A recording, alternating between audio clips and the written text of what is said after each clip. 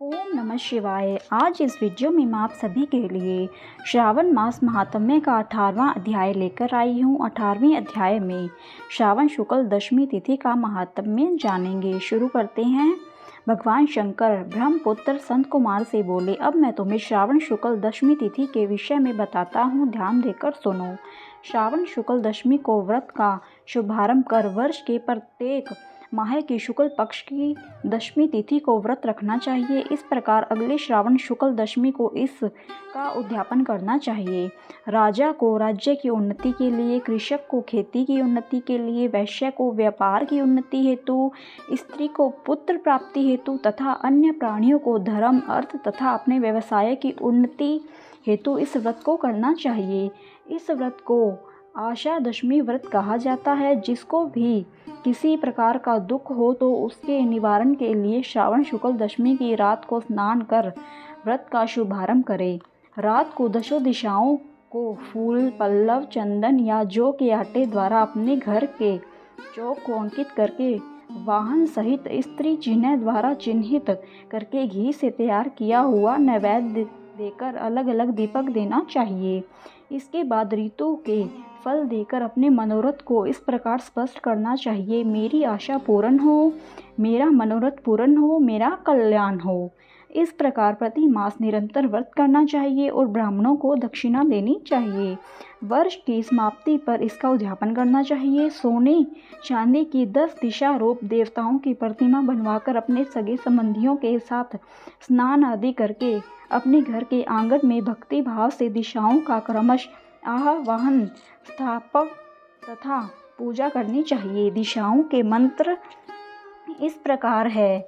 इंद्री दिशा 10 दिशा रूप देवता, सुर तथा असुर नमस्कृत। इस संसार का स्वामी इंद्र आपके पास निवास करता है, आपको नमस्कार करता हूँ। हे आग्नेय, अग्नि देवता के रहने से आप आग्नेयी कही जाती है। आप तेज रूपी पराशक्ति है। अंत हे आग्नेयी, आप मेरे लिए वरदायिनी हो।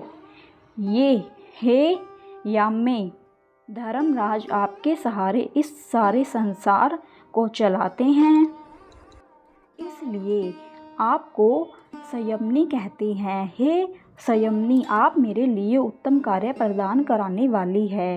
हे आशे, हाथों में खड्ग लिए अत्यंत विकराल रूप मृत्यु देव नृत्य स्थान में आपके पास निवास करते हैं। अंत आपके नैत्रेय रूपा है। आप मेरी आशाओं को पूर्ण करें। हे वारुणी, भुवन के आधार तथा जल जंतु के अधिपति वरुण देव का निवास आप में है।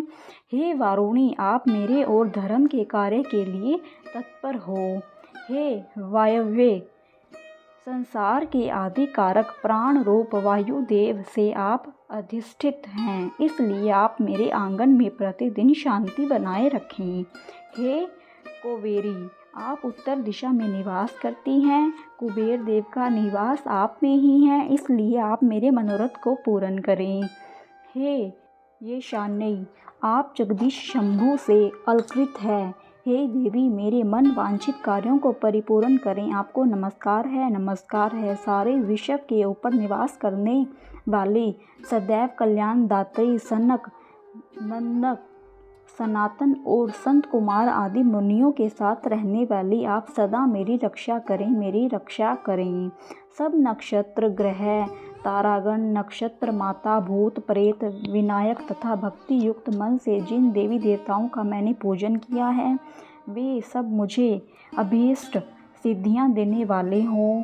सर्प तथा नेवले से नीचे के लोक में आप सेवित हैं। अंत आप मेरे ऊपर नाग तथा नाग कन्याओं के साथ प्रसन्न हो। उपरोक्त मंत्रों को बोलकर पुष्प धूप आदि द्वारा अर्चन करके अलंकार, वस्त्र और फल निवेदन करने चाहिए। रात को जागरण करना चाहिए।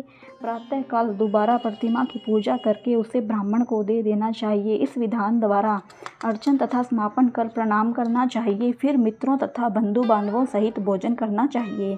इस प्रकार आनंद पूर्वक जो दशमी का व्रत करता है उसकी सब इच्छाएं पूरी होती हैं। यह सनातन व्रत विशेष रूप से स्त्रियों के लिए है। यह व्रत धन यश दीर्घायु तथा सब इच्छाओं को पूर्ण करने वाला है। तीनों लोकों में इस व्रत के तुल्य और कोई दूसरा व्रत नहीं है। यह व्रत मोक्ष प्रदान करने वाला है। इस व्रत के तुल्य न कोई व्रत आज तक हुआ है और न आगे होगा। धन्यवाद। यह अध्याय यहीं पर समाप्त होता है। अगर आपको आज की वीडियो पसंद आई है तो वीडियो को लाइक करें, शेयर करें और प्लीज़ मेरे चैनल को सब्सक्राइब करें। धन्यवाद। ओम नमः शिवाय।